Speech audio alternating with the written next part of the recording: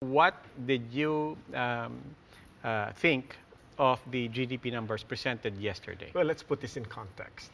We need GDP growth rate because we have a goal, and our goal is to advance the Philippine economy, address poverty incidents, and we actually needed strong economic growth rate.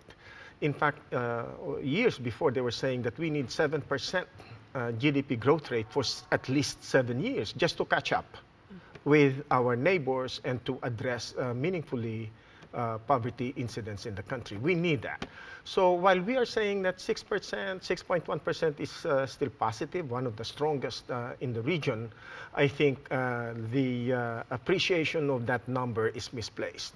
We have to look at our needs, our goals, and missing our target by 100 basis points, I think is serious. Sabi naman ni Secretary Pernia, pero seryoso naman kami sa target. We take it seriously. This aspirational goal, we take that aspiration very seriously. What's your take, Nonoy? I think that the Dutertenomics team are less honest when they say that the Philippine growth is something to be proud of. I think they should be ashamed, no? I mean, 2016, we already attained 6.9% growth. 2017, 6.7%, and 2018, 6.2%.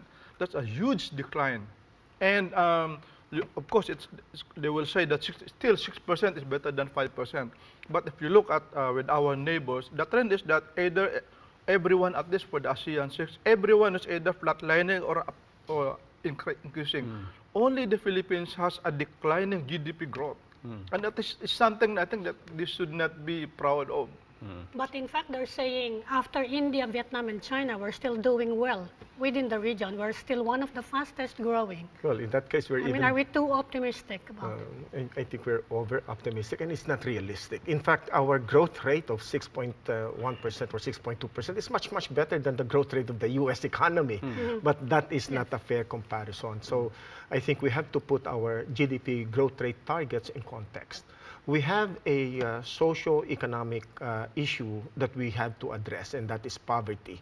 And that is the backwardness of our economy and our agriculture. I'm afraid that with this trend, we might be missing out on an opportunity to put our economy on a growth trajectory, because it's a window that's not going to open for us for a long, long time. And I think if we look at the GDP growth drivers, we're looking at the overseas Filipino workers' remittances, continuously and reliably providing the fuel for our household consumption. And I think this is related to, if you look at the components of our economy, household consumption is the major driver of our economy.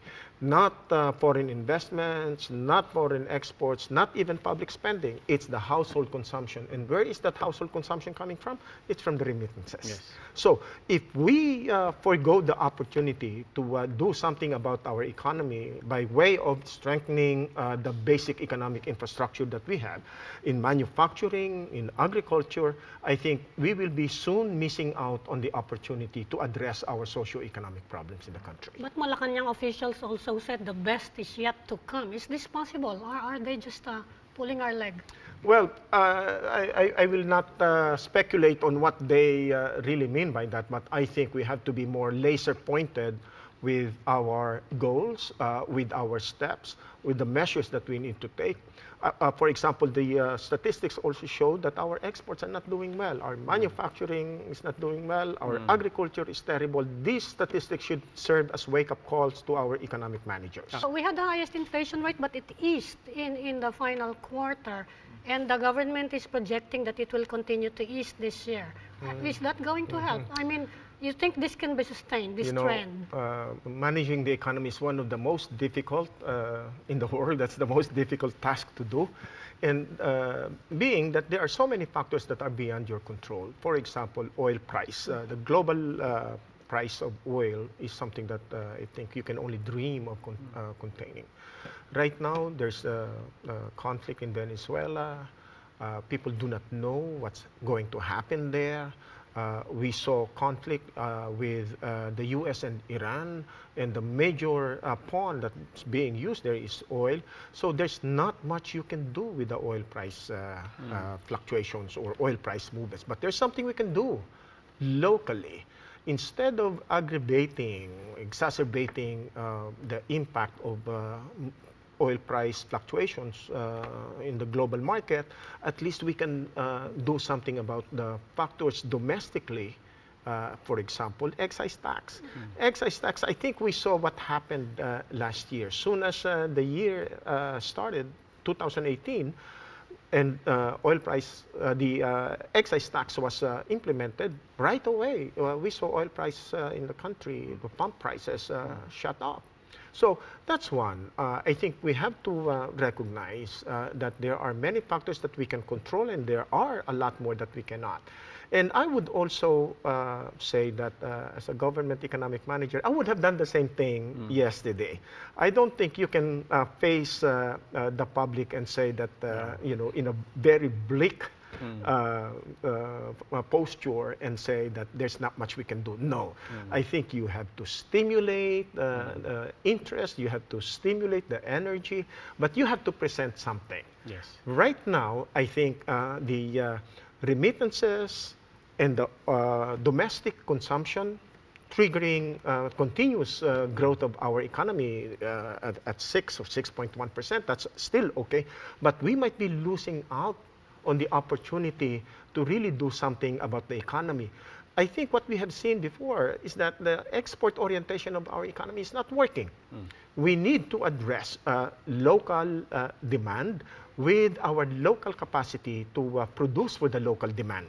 If we do not do that, like what we are doing with our food supply, when we could not manage our rice supply, we imported. Instead of strengthening our agriculture, we resorted to importation. I think we need to call out the agricultural economic manager at this point. Okay. We know that every year, no less than 20 typhoons visit the country.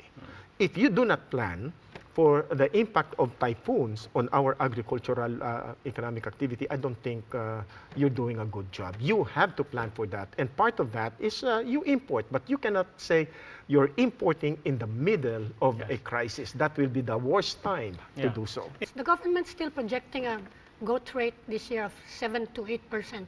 You think that's realistic, or it's just start of the year optimism?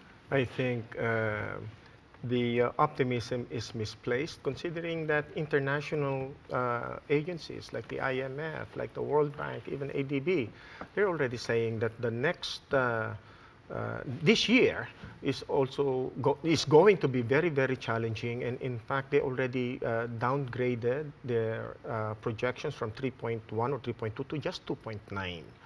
That's at the global market. How can the Philippines be exempt from a global market when our policies are outward oriented? We are not exactly producing for the local market. We are producing for the whole world. And I think that's what that's the point where we should now call on new economics. Actually, it's a rehash of what we should have been doing from the very beginning. No economies in the world started very strong meeting outward requirements. I think all economies in the world started with very strong in their local market, and then the excess, the surplus, are exported. Is it possible that the rather optimistic projections, targets for 2019 accounts for or factors in some opportunity loss and some pent-up momentum, if you will, from 2018? That's what I was worried about. The international economic projections are saying that there will be a carryover of 2018 to 2019. So meaning that the difficulties we faced in 2018 will carry over themselves to 2019. I think it will be a mistake not to admit that. Inflation is still a very realistic challenge for us. Difficulty in meeting food supply at the right time, at the right place. Remember, while we are scampering for vegetables in one province, they are throwing away vegetables up north. That's terrible. I think that's a case of a food supply management failure.